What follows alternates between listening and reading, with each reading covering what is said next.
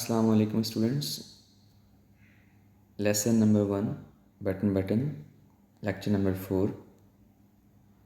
तो mister Stewart offer करके गए हैं फैमिली को और अब थोड़ी बहुत बहस चल रही है नॉर्मा और आर्थर में।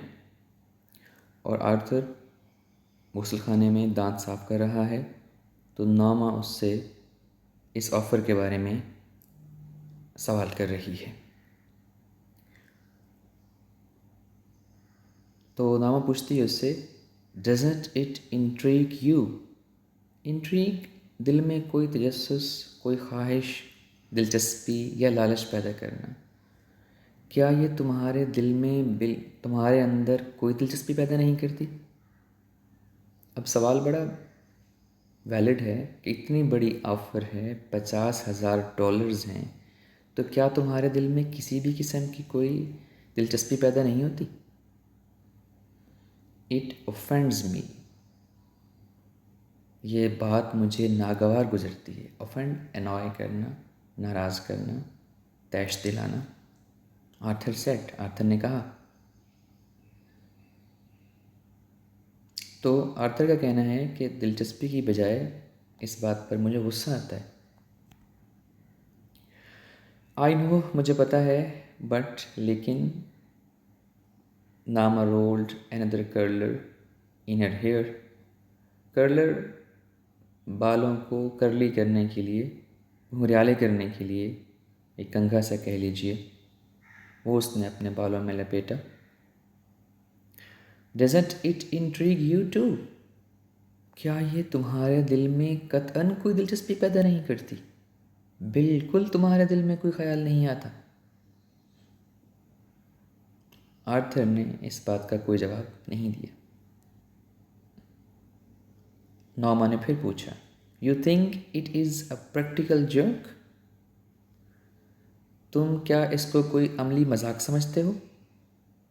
शी आस्क्ड, उसने पूछा, as they went into the room, जो ही वो कमरे में दाखिल हुए। इफ़ इट इज़, अगर ऐसा है भी सही, it is a sick one, तो ये ख़राब मजाक है, बुरा मजाक है, बेहुदा किस्म का मजाक है।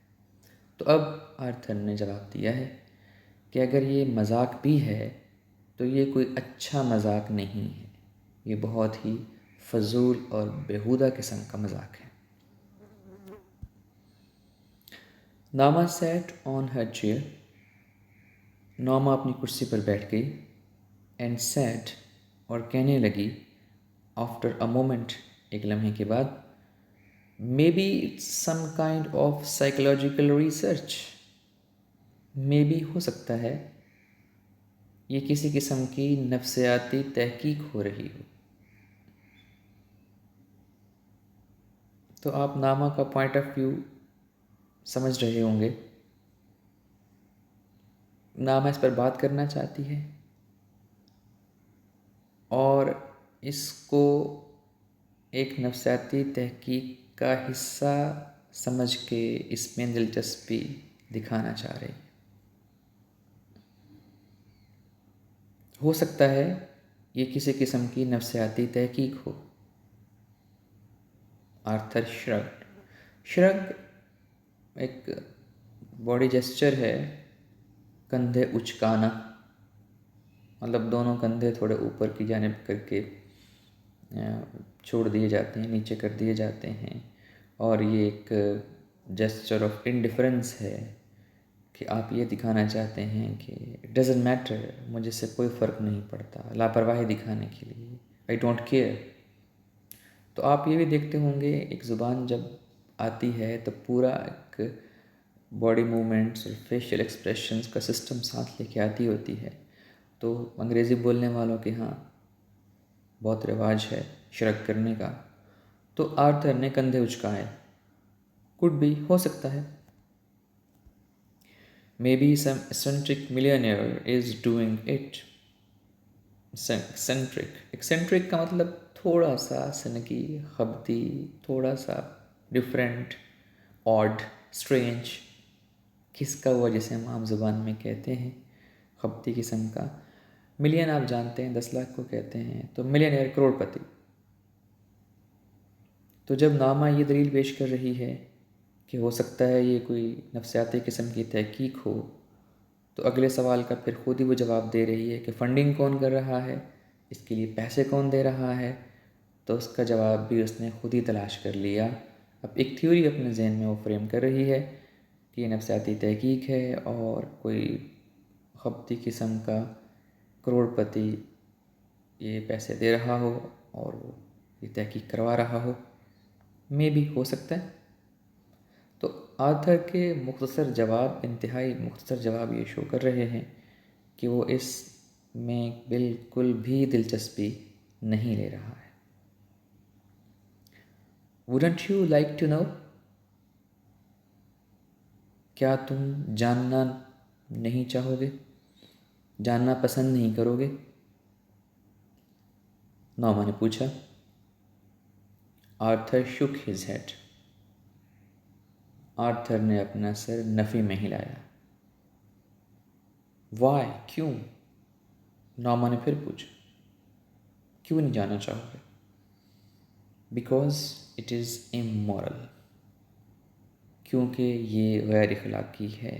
ही टोल्ड हर, उसने उससे कहा, यानी आर्थर ने नॉमा से कहा कि इसके बारे में जानना, इसके बारे में बात करना भी इमोरल है, गैर इखलाकी है।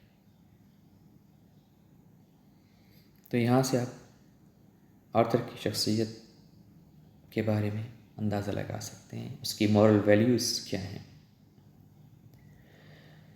नामा slid beneath the covers. Slide आप जानते हैं, फिसलना, सेकंड फॉर्म उसकी स्लिड है। कवर्स से मुराद कोई भी चीज़ जो सोने के लिए ऊपर ली जाए, कोई कंबल या कोई लिहाफ या रज़ाई वगैरह। तो नामा कंबल के नीचे खिसक गई। Well I think it's intriguing, she said. ठीक है, मेरे ख़्याल में ये चीज़ दिलचस्पी पैदा करती है। ये ऑफ़र, ये पेशकश आपके अंदर तजस्सुस पैदा करती है, दिलचस्पी पैदा करती है। शी सेड, उसने कहा। तो नामा बीइंग ह्यूमन ये एतराफ़ कर रही है कि भाई आपके दिल में तो इतने पैसे कुछ कुछ करते हो या ना करते हो, मेरे दिल में तो कुछ कुछ होता है। इतनी बड़ी अमाउंट, इतनी बड़ी ऑफ़र देख के, so it's quite human, you know. Arthur turned off the lamp. Arthur ने बत्ती बुझा दी। गुड नाइट, शब बखैर, ही सेड, उसने कहा। तो गुड इवनिंग और गुड नाइट के इस्तेमाल में भी एहतियात की ज़रूरत है। मिलते वक्त गुड इवनिंग ही कहा जाता है, चाहे रात का कोई भी वक्त क्यों ना हो। और गुड नाइट, खुदा हाफिज़ कहते वक्त बोला जाता है। नामा क्लोज हर आइज़। नामा ने अपनी आंखें बंद कर लीं। $50,000 शी थॉट। सोचने लगी, $50,000। नींद नहीं आ रही, नोट आंखों के सामने घूमते जा रहे हैं। इन द मॉर्निंग, सुबह के वक्त, as she left the apartment, जो ही वो अपार्टमेंट से निकलने लगी, नामा सा द कार्ड हाफ्स। नामा ने वो कार्ड के 2 टुकड़े देखे। ऑन द टेबल, मेज़ पर पड़े हुए। ये विजिटिंग कार्ड था, मिस्टर स्टीवन ने रखा था और आर्थर ने गुस्से में आके उसको फाड़ के इसके 2 टुकड़े कर दिए थे।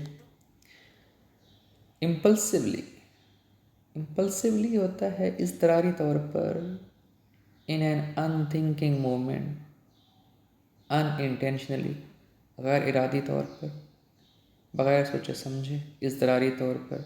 She dropped them into her purse. उसने वो टुकड़े अपने पर्स में रख लिए। She lock the front door. उसने मरकज़ी दरवाज़ा बंद किया। And joined Arthur in the elevator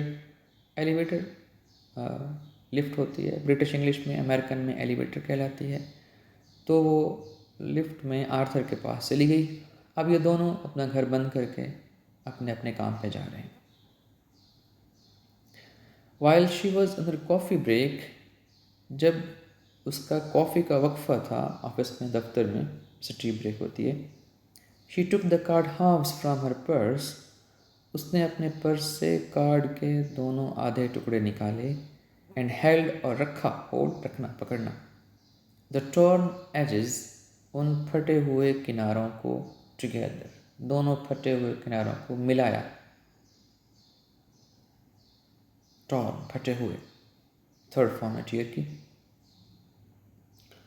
Only Mr. Stewart's name and telephone number were printed on the card. Card पर सिर्फ मिस्टर स्टीवर्ट का नाम और टेलीफोन नंबर दर्ज था। तो ये थोड़ी सी गैर मामूली बात है, क्योंकि आमतौर पर कार्ड पर आपका ऑफिस, आपकी कंपनी, आपका डेजिग्नेशन सब कुछ मौजूद होता है, लेकिन कार्ड पर वो सारी तफसीलात दर्ज नहीं हैं। सिर्फ मिस्टर स्टीवर्ट का नाम है और उसका टेलीफोन नंबर है। आफ्टर लंच, दोपहर के खाने के बाद, she took the card house from her purse again, उसने अपने पर्स से वो कार्ड के दोनों टुकड़े दोबारा निकाले एंड स्कॉच टेप्ड और शफाफ टेप से जोड़ दिया, द एजेस उन किनारों को, टुगेदर शफाफ टेप से दोनों किनारों को जोड़ दिया। Why am I doing this? मैं ये सब कुछ क्यों कर रही हूँ? She thought, उसने सोचा।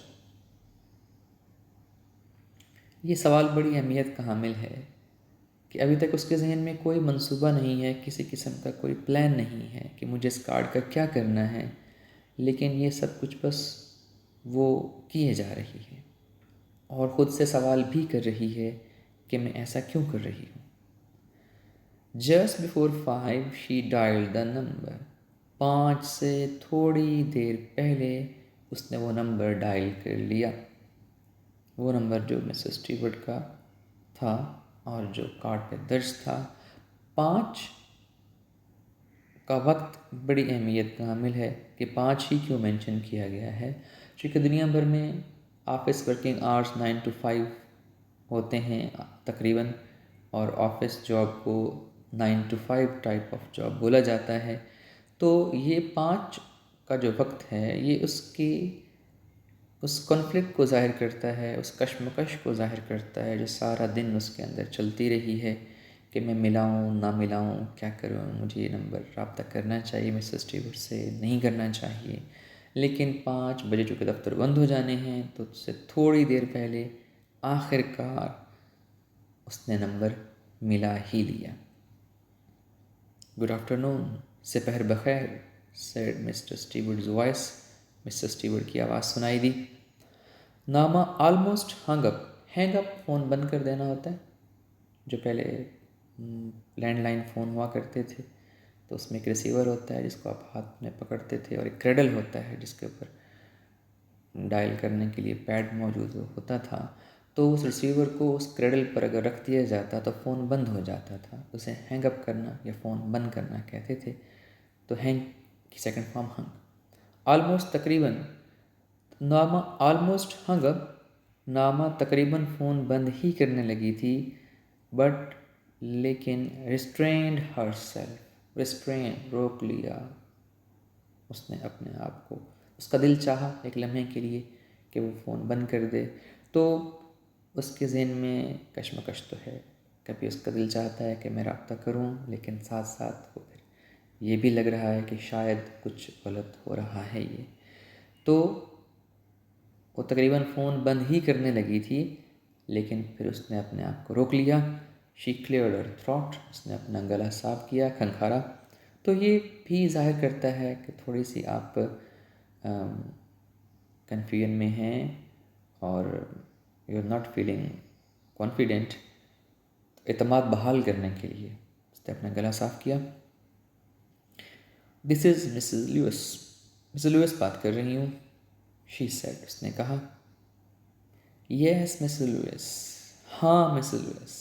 Mister Stewart sounded pleased, Mrs Stewart की आवाज़ में खुशी सुनाई दे रही थी। तो जो वो कार्ड रख के आया था तो मिस्टर स्टीवर्ट को लग रहा है कि उसने काम कर दिखाया है। आई एम क्यूरियस, मैं मुतजस्सिस हूँ। ये लफ्ज़ हम पहले डिस्कस कर चुके हैं, क्यूरियस, मुतजस्सिस। दैट्स नेचुरल, ये तो फितरी बात है। Mr Stewart sad, Mrs Stewart ने कहा, मतलब ये तजस्सुस तो होता है।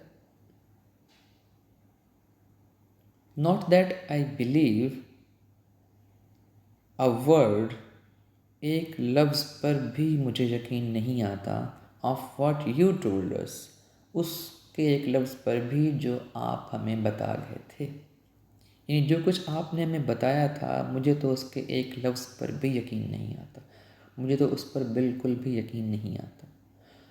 अब आप समझ रहे हैं कि बात करनी है या कुछ ना कुछ तो नॉर्मन ने तो बात कहाँ से शुरू की जाए, तो उसने एक जवाज़ या एक बहाना तलाश कर लिया है।